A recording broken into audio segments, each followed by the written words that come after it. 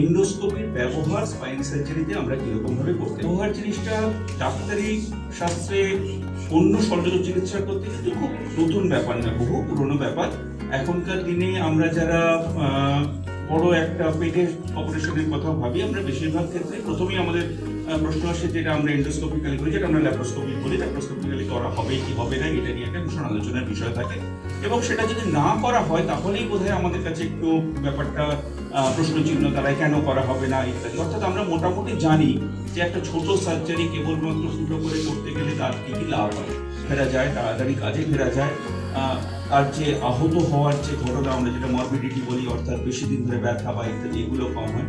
এই একই জিনিস স্পাইনের ক্ষেত্রে কিন্তু হচ্ছে, এবং স্পাইন সার্জারির ক্ষেত্রে ভারতবর্ষের ক্ষেত্রে এই জিনিসটা যে খুব নতুন তা নয়। ভারতবর্ষের ক্ষেত্রে বিশেষত উত্তর ভারত বা পশ্চিম ভারতে এটা বেশ কিছু বছর ধরে হচ্ছে, কিন্তু ইস্টার্ন ইন্ডিয়া সম্ভব এটা কিন্তু খুব একটা প্রচলিত জিনিস নয়। চেষ্টা হয়েছে একবার দুবার খুব আইসোলেটেড ওয়েতে, কিন্তু সেই অর্থে কিন্তু আমাদের কাজকর্ম হয়নি। ইদানিং কালের মধ্যে কলকাতা শহরে আমরা দেখছি, বিশেষত ইস্টার্ন ইন্ডিয়ার মধ্যে কলকাতাতে এর কাজ কিন্তু খুব ভালোভাবে হতে শুরু করেছে, এবং সেই জন্যই যাতে আরো নতুন চিকিৎসক যদি ইন্টারেস্টেড হন, তারা যাতে আরো এই ব্যাপারটার ক্ষেত্রে আরো উৎসাহ প্রকাশ করেন, সেই জন্যই কিন্তু এই ওয়ার্কশপটার আয়োজন করা। কাছাকাছি ডেলিগেটস এটার মধ্যে পার্টিসিপেট করবেন। সারা ভারতবর্ষ থেকে যারা ফ্যাকাল্টি তারা আসছেন, আমরা বিষয় বলবে আপনাদের কারা আসছেন, কেন আসছেন, এন্ডোস্কোপি করে কি সুবিধা পাই, আমরা নিশ্চয়ই আপনাদের সাথে আলোচনা করবেন।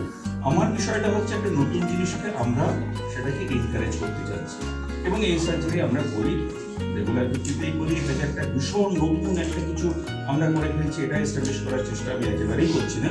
কিন্তু যে জিনিসটা আমরা করতে চলেছি সেটা হচ্ছে ভারতবর্ষের মধ্যে ইস্টার্ন ইন্ডিয়ার ক্ষেত্রে এখনো অব্দি কিন্তু এন্ডোস্কোপিক স্পাইন সার্জারি কোনো রকম বৃহত্তর কনফারেন্সের আয়োজন করা হয়নি।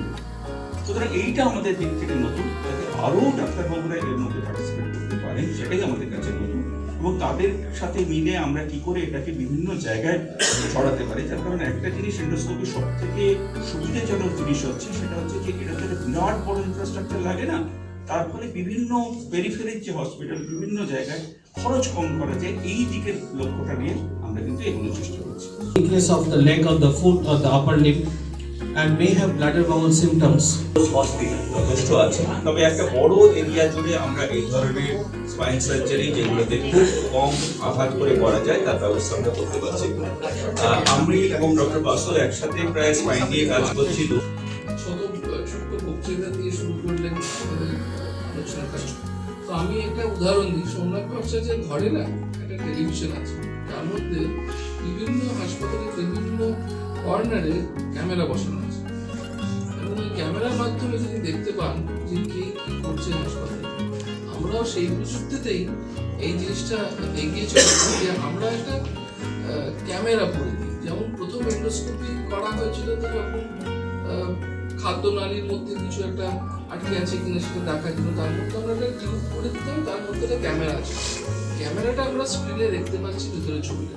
এটাই এই এন্ডোস্কোপিক স্পাইন সার্জারিটা সেটারই একটু বড় আকার, এবং প্রযুক্তিটা অনেকটা এগিয়ে গেছে আজকে। সেই ক্যামেরার মাধ্যমে আমরা শিখতে বসিদার মধ্যে কি কি সমস্যা হচ্ছে সেইগুলোর অপারেশনও আমরা শল্য চিকিৎসার মাধ্যমে ওই ক্যামেরার মধ্যে দিয়েই করতে পারছি। আমাদের গিয়ে ক্যারি করতে হবে আমি জানি, তার জন্য চাই ভালো ছবি। ছবিটা আমরা আগে করে নিই।